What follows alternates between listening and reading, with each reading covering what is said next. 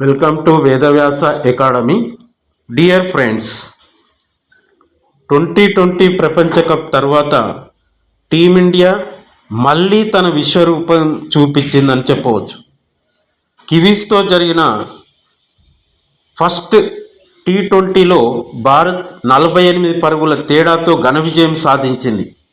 Toss ఓడి బ్యాటింగ్కు దిగిన భారత్కు అభిషేక్ శర్మ ఊహించని స్టార్ట్ ఇచ్చాడు.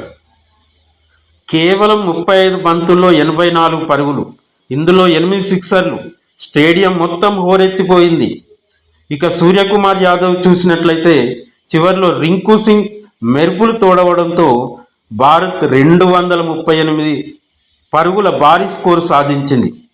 కివీస్పై టీమిండియాకే ఇదే అత్యధిక 2020 స్కోర్. 239 పరుగుల భారీ లక్ష్యంతో బరిలోకి దిగిన న్యూజిలాండ్కు భారత బౌలర్లు చుక్కలు చూపించారు. గ్లెన్ ఫిలిప్స్ 78 పరుగులతో ఒంటరి పోరాటం చేసిన మిగతా బ్యాటర్లందరూ చేతులెత్తేశారు. ముఖ్యంగా వరుణ్ చక్రవర్తి తన మిస్టరీ స్పిన్తో కివీస్ను కట్టడి చేశాడు. శివం దూబే కూడా 2 కీలక వికెట్లు తీసి ఆల్రౌండ్ ప్రదర్శనతో ఆకట్టుకున్నాడు.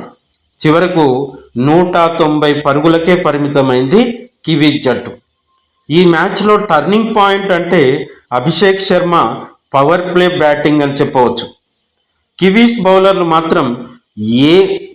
కివీస్ బౌలర్లను ఏమాత్రం కనికరించకుండా ఆడాడు. వన్డే సిరీస్ కోల్పోయిన కసి భారత ఆటగాళ్లలో స్పష్టంగా కనిపించింది. ఫీల్డింగ్లో కూడా రవి బిష్ణోయ్ పట్టిన ఆ క్యాచ్ మ్యాచ్కే హైలైట్. న్యూజిలాండ్ బౌలర్లు భారీగా పరుగులు సమర్పించుకోవడం వారికి పెద్ద మైనస్ అయింది. ఓవరాల్గా చెప్పాలంటే భారత బ్యాటింగ్ పవర్ హౌస్లా కనిపిస్తుంది. ప్రస్తుతం సిరీస్లో భారత్ 1-0 ఆధిక్యంలో ఉంది. రెండో T20 రేపు జనవరి 23 రాయ్పూర్లో జరగనుంది. మరి భారత్ ఇదే జోరు కొనసాగిస్తుందా లేదా కివీస్ పుంజుకుంటుందా? మీ అభిప్రాయాన్ని కింద కామెంట్ బాక్స్లో తెలియజేయండి.